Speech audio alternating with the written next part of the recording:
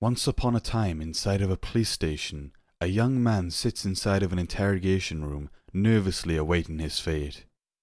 His hands are below the table as he looks at the door in front of him. The door opens and out comes his interrogator, a tall, older Caucasian male, pale with medium black hair and a black bushy beard. The older man grabs an empty chair and sits in front of the younger man with paperwork. The older man is wearing a dark blue jacket with tactical gear on and a police badge attached to his chest on the right. The older man lays the paperwork down on the table. "Do you know why you're here?" said the older man. The younger man says nothing. "Hello, I'm talking to you, son. Do you know why you're here?" says the older man. The younger man still says nothing as the older man becomes visibly frustrated.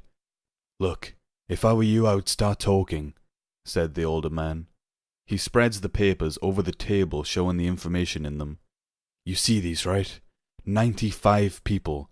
50 of them are dead, 45 critically wounded, and you're the prime suspect in all of this.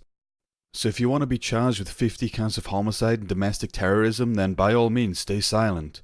But if you want your name cleared, then I suggest you start talking," said the older man. The younger man, still nervous, hesitates to speak. Before the older man says anything else, the younger man utters a sentence loud enough to be heard. "Everybody has a dark side," said the younger man. "Excuse me?" said the older man. "Everybody has a dark side. At least that's what Father Lucien told me. He used to tell me that every time I chose to stay at the church instead of partying," said the younger man. Seeing that the younger man is visibly shaken up, the older man changes his tone and starts talking to him calmly. "Okay, I see you're really stressed out by all this, so why don't we start off at the beginning? Is that fair?" said the older man. "Yes," said the younger man. "I forgot to introduce myself to you. I'm sorry. All this shit is going on in the department, and it's got me stressed out too. My name is Detective James A. Dalton," said James. The younger man, still nervous, speaks up louder so that James can hear him clearly. "I'm Apollo Edwards," said Apollo. Apollo is a 5'11" Caucasian male. His face is dirty, but you can see the white in his eyes. He's wearing a torn-up, dirty white shirt with equally torn-up pants, which are both covered in blood. Apollo also had a clean-shaven head, no facial hair and brown eyes. "Okay, Apollo, do you know why you were here?"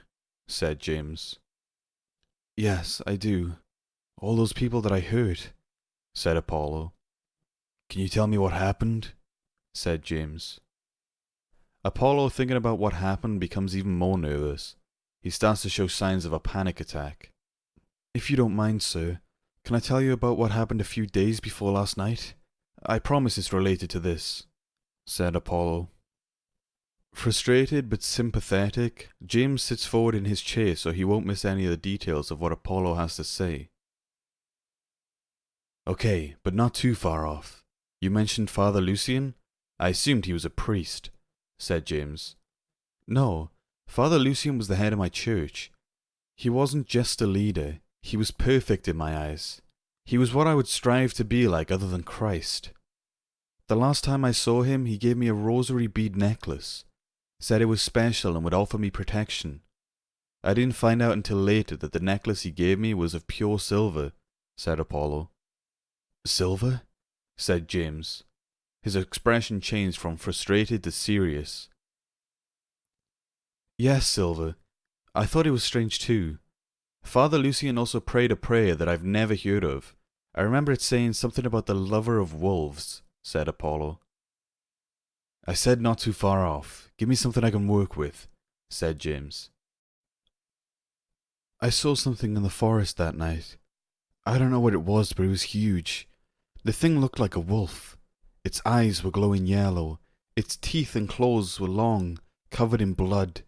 Its fur was pitch black, and it was standing on 2 feet," said Apollo. "Are you talking about a werewolf?" said James. "I don't know. Look, I know I sound crazy, but I've never been so scared in my entire life.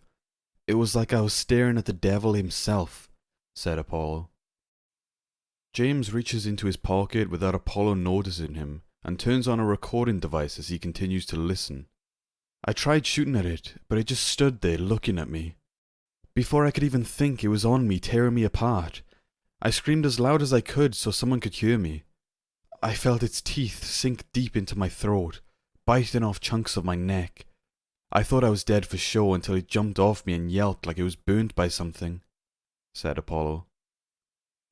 I'm sorry. That must have been really hard for you to go through, said James. Yeah, thanks. I don't remember what happened after that. Everything is still all a blur to me. All I know is I got lucky and woke up at the hospital, said Apollo. How deep did you go into the forest? Said James. Not too far. I stayed near the main road that leads into town, said Apollo. Well, let's fast forward to last night. Can you tell me what happened? Said James. Thinking about all of what has occurred to him in the past few days of his life, Apollo begins to cry. I did it. I hurt those people. I didn't want to do it. Honestly, I didn't, said Apollo. Calm down. How did you kill and maim 95 people? Said James. I've been having problems ever since I came out of the forest. Anybody that I saw on the street, on the sidewalk, in stores started smelling like food. I thought to myself, if only I could taste their flesh. I want their flesh. That thought was ringing in my head over and over again. I started having dreams of wolves surrounding my bed laughing at me, saying, we have another little cub. I wonder if he'll make us proud. As the days went by, I couldn't wear my necklace. I started growling at it, and when I tried to pick it up, I couldn't. It felt like I was putting my hand on a hot iron. Last night when it happened, I was in the restroom, and I looked in the mirror, and I saw all those wolves howling and shouting, saying, praise Selene, you're one of us now. She's chosen you. I ran out of that restroom and into the living room as quick as I could. At that point, I felt like I was going insane. Then I looked out the window and saw the moon. I felt its presence. It was like I could hear its heartbeat.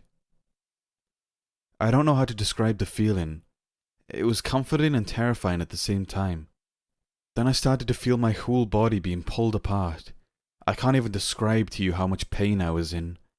I gathered enough strength to pull up my hands and I saw them changing into claws, said Apollo. James stops his recording device and turns it off. He secretly puts it back into his pocket, takes the paperwork off the table and stands up. Okay, it's clear you have PTSD. I'm going to get you cleared of all charges and recommend you to see a therapist, said James. But I'm not crazy. I'm telling the truth, said Apollo. James walks towards the door and opens the door. Police officers and detectives are seen clearly roaming throughout the hallway. Get up. You've already told me everything I needed to know, said James. Apollo stood up out of his chair, went towards James, and they both went out of the room and into the hallway. Go into the hallway and to the left there's another office. My partner is waiting for you there. She'll take you home, said James. Apollo said nothing and did what James told him to do, walking down the hallway and out of his sight. Poor kid. If only he knew. I got to edit parts of this recording out. Can't have any of my brothers and sisters hunting him. The boss, however, is going to be really pissed off if he finds out I spared a werewolf. Oh well. Better I spare a werewolf than a vampire, said James quietly as he walked through the hallway.